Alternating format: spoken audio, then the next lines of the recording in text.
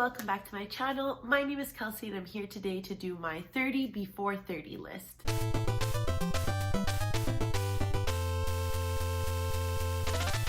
So in really unfortunate news, next year, in exactly 1 year, I am turning 30. I know.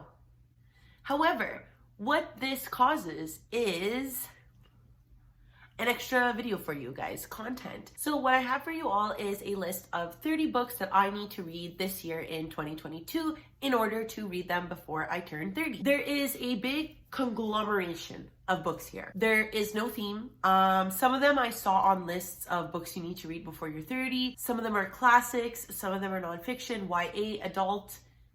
I didn't discriminate. They're all here, everything that I want to read this year, and I'm forcing myself to read this year. So we'll start off with the classics. The first book on my list of 30 before 30 is The Count of Monte Cristo by Alexandre Zuma. I have this here because if you've been watching my channel in the last year, I had a video where I wanted to read The Count of Monte Cristo last year, and I experienced a really big slump. It's not that I wasn't enjoying The Count of Monte Cristo, but I feel like I was putting too much pressure on myself to read it and to enjoy it because it was for a video where I was reading Keanu Reeves's favorite books, and he is just a mastermind. He is so far above me in intelligence. It put so much pressure on me to like this book because he's like one of my favorite actors, person. I idolize him. So that was the goal for that vlog, and I think it put more pressure on me than needed. Despite saying this, however, I do think I need a little bit of pressure to read a 1,300 page classic. So I am putting it on this list to kind of force me to read it this year, but I'm not pressuring myself to like it, if you know what I mean. And I realized I forgot to talk about what this is about. So The Count of Monte Cristo is about a man named Edmond Dante who is thrown into a prison for a crime that he did not commit. He learns that 3 men are responsible for his incarceration, and he creates this entire revenge plot surrounding the fact that he finds a treasure chest on the island of Monte Cristo, therefore becoming the count, therefore having all this money and wealth, and the revenge plot commences. I made it about halfway through the book when I did originally read it, and like I said, I was really enjoying it, but I think I'm gonna just restart it from the beginning and hopefully pick up on things that I might have missed out on the first time I read it. The next classic I would really like to get to is The Portrait of a Young Man as an Artist. The next classic I would like to get to is A Portrait of the Artist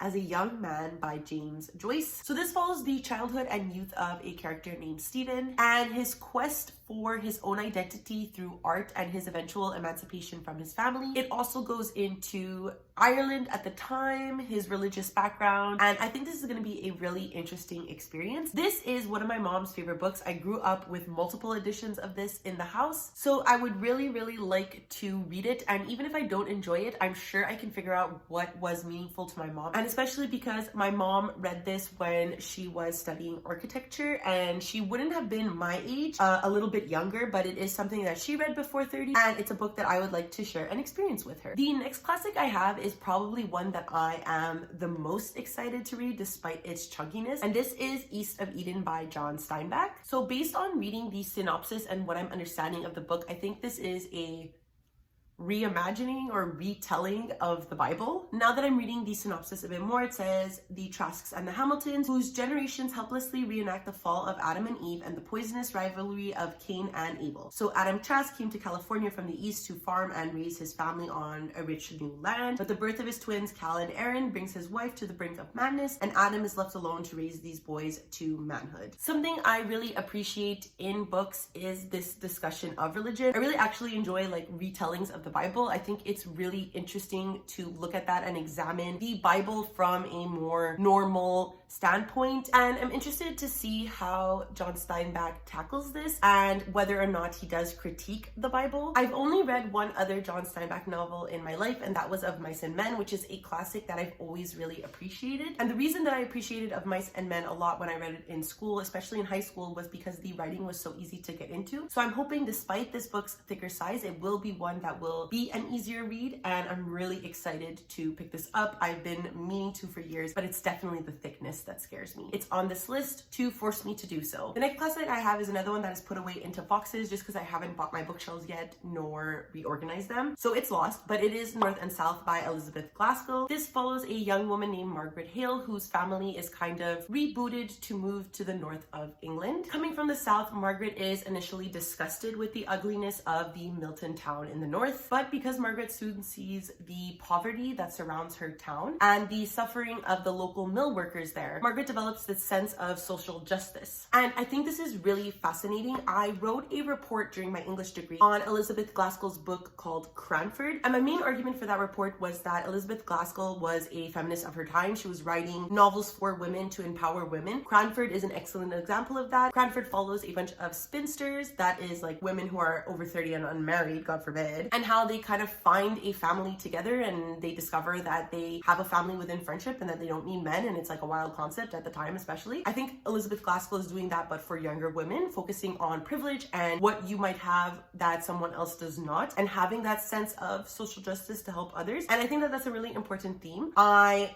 am constantly impressed by Elizabeth Gaskell's summaries. I think she's not alive anymore. She was doing excellent work at the time, and North and South is something I really want to read and potentially like really engross myself in, because I think she has the potential to become my favorite classics author. So I really want to read North and South. My other goal for the year would be to reread Cranford again in the context lens of my paper, and perhaps do a kind of like comparison between the two and see what great work Elizabeth Gaskell is doing. Like with East of Eden, I think Elizabeth Gaskell has very, very, very easy writing to get into. So I think if you are looking for a classic, I would recommend Cranford, and I'm hopefully going to be able to recommend North and South. After that, the next classic I would like to tackle is Fahrenheit 451 by Ray Bradbury, simply because I have never read this book before. All I know about this book, to be honest, is that Michael B. Jordan was in the adaptation for this, and that he was hot.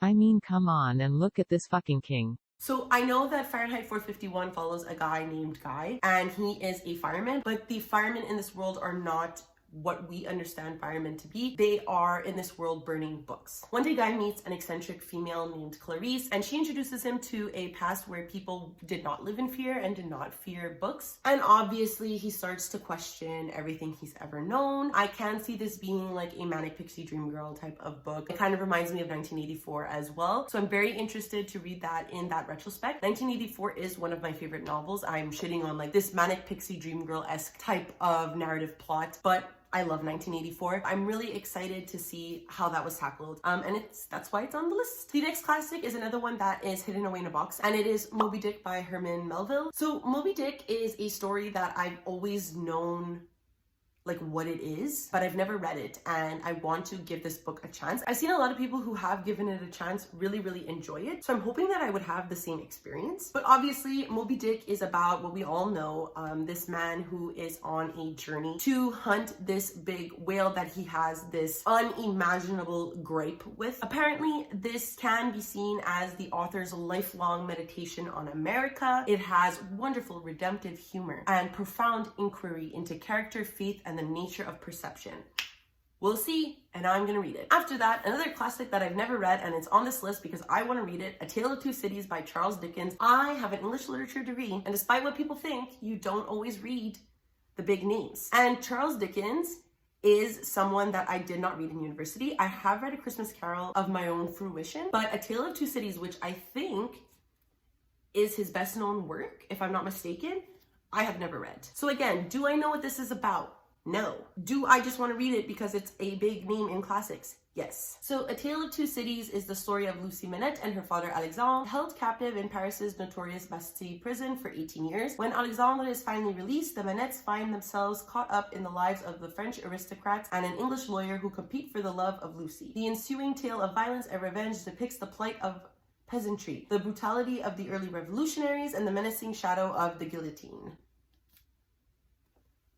I'm gonna read it. In kind of the complete opposite spectrum of books, I really want to read Anne of Green Gables by L.M. Montgomery. I have read the graphic novel version or depiction of this book, but I've never read the original text. And being that it is arguably one of Canada's most famous classics. I feel like it's a disservice that I have not read this yet. So Anne of Green Gables has a story that I think many Canadians know. It follows two people, a sister and brother named Marilla and Matthew. They are both living on a farm together and really would like to have a boy help out. However, when they go pick up their new orphan at the train station, they find a speckled, redheaded, rambunctious child named Anne. This is basically the story of how Anne convinces Marilla and Matthew to let her stay and how she is like worth living with them. Obviously, they form a family and it's a really beautiful and cute tale. Again, I'm saying this a lot, but I'm probably speaking for all Canadians when I say I've seen a lot of adaptations of Anne. I have seen a lot of cartoons of Anne. I know Anne as a character very well. I just have never read the original classic and I want to. And then the last classic on this list is the Iliad by Homer. If you watched my 2021 classics video, I really wanted to get into the Iliad and Odyssey last year. Did not have time, could not be bothered with classics,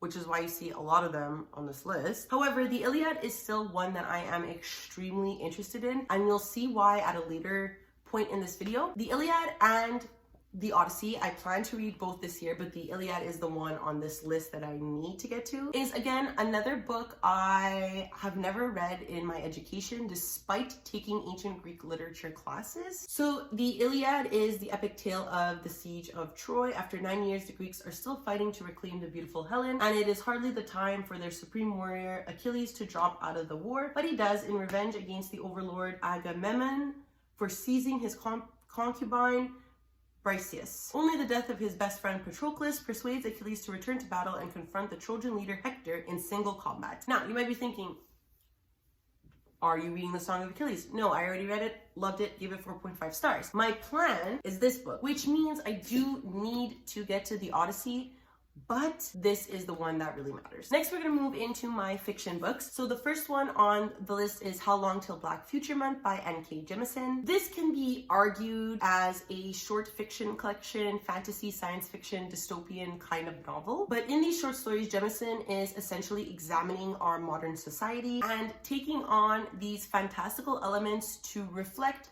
real world issues. If you are up to date with any like recent publications, The City We Became is N.K. Jemisin's most recent publication, I believe, and it's based on one of the stories in this book. So for example, dragons and hateful spirits haunt the flooded city of New Orleans in the aftermath of Hurricane Katrina. In a parallel universe to ours, a utopian society watches our world, trying to learn from our mistakes. Stuff like that is an example of what we can find in this book. I have been really itching to pick up How Long Till Black Future Month because I want to pick up The City We Became by N.K. Jemisin. So I'm really looking forward to this. I know it'll be super enjoyable because I absolutely adore N.K. Jemisin's writing and ideas. I know it'll be impactful based on the topics that it will tackle, and I just know it will be an overall great time. So this is a book I'm really looking forward to reading, honestly, quite soon. After that, we are going with a book I hauled an extremely long time ago, like I think it's 3 years. This is Recursion by Blake Crouch. I picked this up because I really enjoyed Dark Matter by him and I fell in love with his narration style. This book follows a New York City cop named Barry Sutton who is investigating a weird phenomenon that the media is dubbing false memory syndrome. So what is happening to the victims is that they are being driven mad by memories that never actually happened. At the same time, a neuroscientist named Helena Smith has dedicated her life to creating this technology that will help humans relive their most precious moments, so like their first kiss, the birth of their child. And Helena and Barry work together in order to tackle this affliction that is happening with humans. I'm really excited to read this. I've seen a lot of good reviews, I've seen a lot of bad reviews, so I really want to pick this up. I've had this for so long. I think about it all the time when I make these like year-long TBRs, so this absolutely needs to get read this year. After that, we have another book that I've hauled a pretty long time ago. This is The Rage of Dragons by Evan Winter, a book I desperately need to read. I picked this up because I know that it is Erin over at Booked and Busy's one of her like favorite books, favorite series. So I feel like if she likes this, I'll probably enjoy it. But it basically follows a society of people who have been fighting a unwinnable fight for 20 years 200 years. Their society has been built around this war. 1 in every 2,000 women is able to control and call down dragons, and 1 in every 100 men is able to kind of transform themselves into a stronger, faster killing machine. So that's really all I know about it. In the back it says Game of Thrones meets Gladiator, which I think is really cool. I have been meaning to get to it for a long time, so this will give me the push to do so. On the same vein as books I've owned for quite a long time, I have here The Wanderers by Meg Howery. I definitely bought this in Indigo's discount section, which is why I've had it for a long time unread. But I did pick it up because the premise sounded really interesting to me. So it follows along the trope of something I really enjoy in space books. Basically, there is this organization called Prime Space who wants to put the first humans up on Mars to live in. This book follows 3 characters who must spend 17 months in the most realistic simulation there is in order to prove that they are the ones that need to go to Mars. Each of them has their own reasons for why they need to prove to themselves that they need to go to Mars, why they want to go to Mars. As the weeks turn into months, the 3 of them will soon start wondering what is real, what is unreal. They learn that the complications of their inner space can be more complicated than outer space. So I think I made that sound like a little horror-y, but it's not horror, it's literary fiction. I'm really excited to read this. Anything about space, I love. I know that if I don't put this on this list, I'm not gonna read it. So that's why it's here, because I'm reading the synopsis again and I'm down, baby. After that, we have another book that I hauled quite a long time ago. Same reason, there's that Indigo sticker. This is Exit West by Mussin Hamid, and this has literally the most interesting synopsis ever, and I don't know why I haven't read it yet, because sometimes I think about this synopsis and I'm like, holy shit, that would be such a good book. Why haven't I read it yet? So I'm putting it on this list for those days where I'm like, can you fucking read this book because you really want to? So this book follows 2 people named Nadia and Saeed, and they live in a country on the brink of civil war. As they are trying to escape, they hear whispers and rumors about these doors. The doors are basically able to whisk people away to faraway places, but it comes with a perilous price. But as the violence escalates in their country, Nadia and Saeed really feel like they don't have a choice and they need to utilize these doors. One day they find a door and they step through. This is a really beautiful and breathtaking story that works as an allegory for refugees and immigrating to different countries to escape a war. This sounds amazing to me, and like I said, I need to put it on this list, so I will read it fairly soon. After that, we have Special Topics in Calamity Physics by Marisha Pessl. Her previous book to this, Night Film, is one of my favorite books that I have ever read. I immediately went to go buy this book, and then you know when you get scared that your favorite author might not be your favorite author anymore, so you're like, I can't see this book that I bought. That's how I felt. Additionally, this book is highly anticipated by me because it is part of the dark academia genre. So this follows a really young and talented child named Blue. In her final year of high school, Blue joins this really charismatic group of friends, which is led by their charismatic teacher named Hannah. Hannah and one of Blue's friends shockingly drown, and Blue is kind of left with having to be able to solve the mystery to these deaths. It's dark academia. It's Marisha Pessl. I think I'm gonna love this, and I'm gonna read it this year. So after that, we have a book I don't own, and this is Conversations with Friends by Sally Rooney. To apparently everyone's dismay, I loved Normal People by Sally Rooney. I think it was so interesting and such a intrinsic look at, I think, millennial culture, building relationships that might not necessarily be for you, and how like you can still be there for someone over time and changing like perspectives. I thought Sally Rooney's a literary genius. Not a lot of people agree with me, and I don't want to hear anyone from the Citadel in the comments below trashing me, okay? So basically, because I love Normal People, I want to go back and read Sally Rooney's first book, which is Conversations with Friends. And this, again, follows a 20-something-year-old named Frances who is in university. She's obviously an aspiring writer and is cool-headed and darkly observant. And obviously, in contrast to her, her best friend Bobby is this like beautiful and self-obsessed girl. The 2 women perform spoken poetry together in Dublin. Obviously, they meet a 3rd woman, a journalist named Melissa. Frances is immediately enthralled and interested in Melissa's actor husband. So I don't know, this sounds like some scalding tea. This sounds like it's going to be a really good book. I'm super interested in reading it. I think it's going to dive into this like girl bossification that Sally Rooney has about like depressed women and mistakes that young women make and are allowed to make. Basically the shitty part about being a human. I'm interested in it. I'll be reading it. Then about 7 years ago, I had a Haruki Murakami phase. Again, if you've been watching my videos for a while, you know I have this like obsessive personality where when I like one author's books, I buy all of their books before reading them. So something I would like to mitigate is reading those books. And this is Norwegian Wood by Haruki Murakami, arguably one of his most popular books. And of course, the one I didn't read because I'm scared to read it. So Norwegian Wood follows this like sad, depressed guy named Toru who is devoted and in love with this girl named Nayoko. However, their mutual passion for one another is halted when Nayoko is like trying to be a human and dealing with the death of her friend. And because Toru is feeling this like sense of isolation from Nayoko, he is like reaching out to these fiercely independent, sexually liberated women. Ruki Murakami, a lot of his work, now that I've read it, focuses on sad men and sex with women. So we'll see if I enjoy this. This is his most famous book. We'll see what it does to me. This next book, I'm not 100% sure if it fits into like self-help or fiction, but I'm throwing it in here because I think it's more fiction. This was recommended arguably the most on a lot of lists called 30 Under 30. This is The Alchemist by Paulo Coelho and #1 book recommended. #1. Suga recommends this book. RM recommends this book. I only take my recommendations from BTS members. I have absolutely no idea what this book is about. But on the side of Goodreads, I see that readers also enjoyed The Little Prince, and I did enjoy The Little Prince.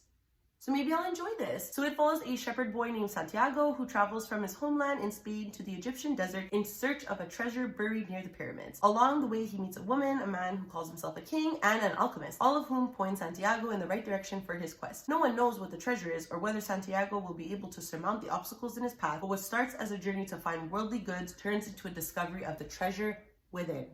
And I want to discover the treasure within before I become an adult, because I'm not an adult until I'm 30. After that, we have the book I recommended before. This is Circe by Madeline Miller. Like I mentioned, I have read The Song of Achilles, loved it. I think I will like this even more because it follows the character of Circe. Circe is one of the most powerful witches, and because Zeus is afraid of her, he bans her to a deserted island. On this deserted island, Circe starts to hone her craft and begins to cross figures with many members of mythology like Odysseus. And I'm just really excited to read this. I think Madeline Miller can write a really powerful woman, and I'm very interested to see how she does so, how she works with the story of Circe. And that is why I want to read the Odyssey before this book, just so I can have a glimpse into how Emile wrote Circe and how Circe has been depicted to readers, to society in general over hundreds of years, and how Madeline Miller is kind of reconstructing her narrative. I think that's really interesting. Part of the reason I want to read the Iliad and the Odyssey. And then we have another weird book about millennial women. This is Lester by Raven Lalani, a book that took BookTube by storm, if not last year, the year before. When were you published? Yeah, 2020. And a lot of people think and have told me that I'm going to really enjoy this book. So that's partially why it's on the list, but the story itself really does intrigue me as well. Obviously, love a woman going through shit, love a woman processing her emotion, going through the flow, you know. So this is a book about Edie, who is kind of stumbling her way through her 20s. And one day she meets an older man named Eric. Eric is a man with a family and a wife, whom he apparently has an open relationship with. And this is kind of following Eddie joining this relationship, becoming friends with the wife, becoming friends with Eric, and how she navigates through this flow. I'm really interested to see that. I think it's a really interesting premise. And this book has gotten nothing but praise. So I can see myself really, really loving this, enjoying it, and taking a lot from the themes. If you've been watching my TBRs or wrap-ups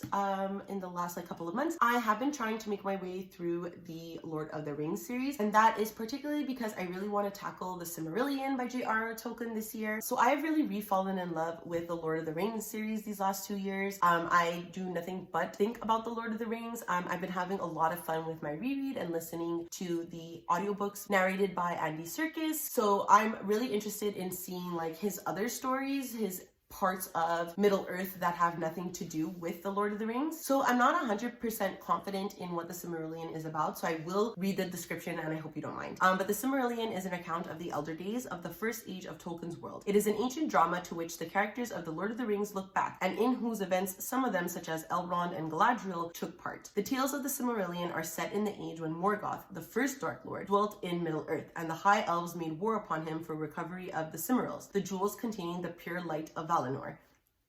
It sounds fantastic. I'm super excited, like I said, to get into a story that I'm not comfortable with, and I'm interested to see how well I fare with J.R.R. Tolkien's work and writing and story with a plot that I have no idea what it's about. Next, we have a literary novel I've been wanting to read for years. This is Pachinko by Min Jin Lee. The minute I heard the synopsis for this book, I really wanted to read it, and it's taken me so long to buy this book. I need to put it on this list. I need to read it this year. This book has a trope that I absolutely adore. It is a generational novel. That is something I love in books. I love when books follow descendants of each other. So this follows a woman named Sunja who in the late 1900s falls for a wealthy stranger on the seashore of Korea. He promises her the world, but when she discovers that she is pregnant and that her lover is married, she refuses to be bought. Instead, she accepts a marriage from a gentle, sickly minister from Japan, and her decision to abandon her home, reject her son's father, and move to Japan sets a dramatic saga that is felt through generations. I'm so excited to read this. I feel like it will be really impactful, and I have honestly heard nothing but good things. I have only seen 5 stars, so I'm really expecting a lot from this book. After that, we have a book I already mentioned in my January TBR. This is The Devil's Thief by Lisa Maxwell, and it is the second book in the Last Magician series, a criminally underrated series. This series basically follows a girl named Esta who was raised to go back in time and steal these artifacts that are used by this group called the Order. What the Order does in modern times, where Esta is from, is they use these things and harness them for their magic so that they can control and manipulate like magic users, which are called maguses or magi, on the island of Manhattan and keep them there. So magis can't leave or come into Manhattan without the Order knowing. So Esta, because she is able to go back in time and is a really good thief, she is utilized to steal these artifacts in order to save modern magis. However, the story really unfolds from there. What we have is a brilliant historical fantasy that is extremely diverse, extremely plot driven. It twists and it turns, and there's so many things that you don't expect. I think it's so underrated. Like I said, this is the second book. I would also really like to read the third book in this, which I think is called The Serpent's Curse, because the fourth book should be coming out next year, I believe. I really want to finish this trilogy if I can, and I'm 150 pages in and already really enjoying this. Read the series if you haven't. Then next I have another book that I would like to read because Meg with Books really likes it, and that's The Strange Case of the Alchemist's Daughter by Theodora Goss. I am so excited for this book because of the novel's premise. It basically follows the daughters of like these historical figures that we know. I definitely meant historical fiction figures that we know. I know that Sherlock Holmes is not a real person. So like Sherlock Holmes, the kids of Dr. Jekyll and Mr. Hyde. I think that's so cute. This book mainly follows a young girl named Mary Jekyll who is suspicious of this man called Mr. Hyde when her father, Dr. Jekyll, passes away. She enlists the help of Sherlock Holmes and Dr. Watson in order to solve the mystery of where Mr. Hyde is. But along the way, she meets Mr. Hyde's daughter, Frankenstein's daughter, obviously a bunch of people. I'm really excited. I can't wait to read this. It sounds so cute, so fun, and right up my alley. The last fiction book I would like to get to is The Joylet Club by Amy Tan. This again is another generational novel, which is why I put it on this list. I've been hearing about this book for many years. A lot of people love this book. I need to purchase it this year so that I may read it because I just know I'm gonna love it. So this follows 4 mothers, 4 daughters, and 4 families whose histories shift with the 4 winds depending on who is telling the story. In 1949, 4 Chinese women immigrate to San Francisco. United in loss and a new hope for their daughters, they decide to create this Joylet Club. Their daughters, who have never heard the stories from their mothers, think that their own mother's advice is irrelevant to the modern American woman until their own crises reveal how much they have unknowingly inherited from their mother's past. This sounds absolutely beautiful. I think it's going to be really heartbreaking. I think it's going to be really impactful. So I absolutely need to read it this year.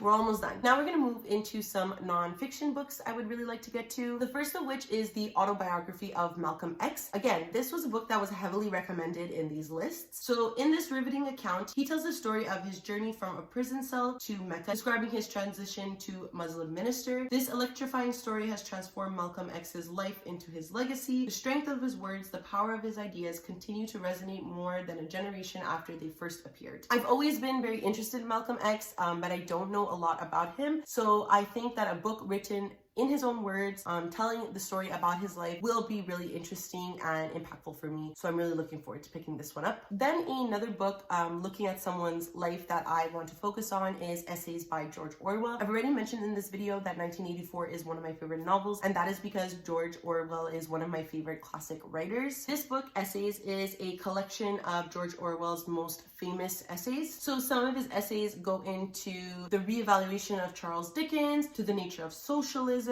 There's a defense of English cooking.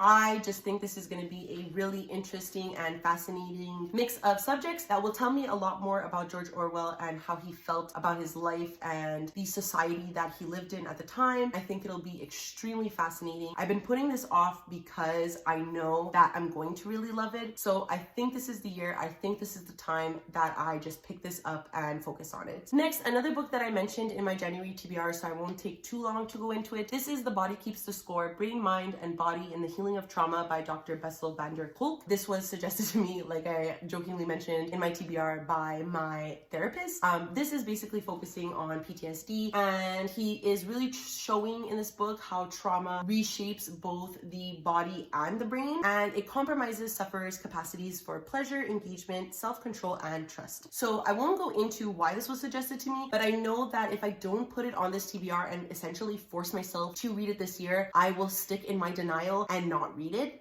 So I might as well just go ahead and hold myself accountable and read this book this year. Preferably this month, like I planned. These next two books are books that I do not own, but were on a lot of these 30 before 30 lists, 20 before 20, that kind of thing. The first book is called Daring Greatly: How the Courage to be Vulnerable Transforms the Way We Live, Love, Parent, and Heal by Dr. Brene Brown. Brene Brown is a vision, apparently in vulnerability and psychology books, because I see that she has written a wide variety of subjects. This is a book that offers a powerful new vision that encourages us to dare greatly, to embrace vulnerability and imperfection, to live wholeheartedly, and to courageously engage in our lives. Again, maybe getting a little too open with you guys. I have a problem with being vulnerable. Dr. Brown is supposed to challenge everything I think and know about vulnerability. She has 12 years of research, and she argues that vulnerability is not a weakness, but rather our clearest path to courage. And that's how I want to think about vulnerability. And I don't want to hiss when people try to ask me what's wrong and want me to be open with them. So hopefully this book helps with that. And then the last book on this list is Atomic Habits, an easy and proven way to build good habits and break bad ones by James Clear. Again,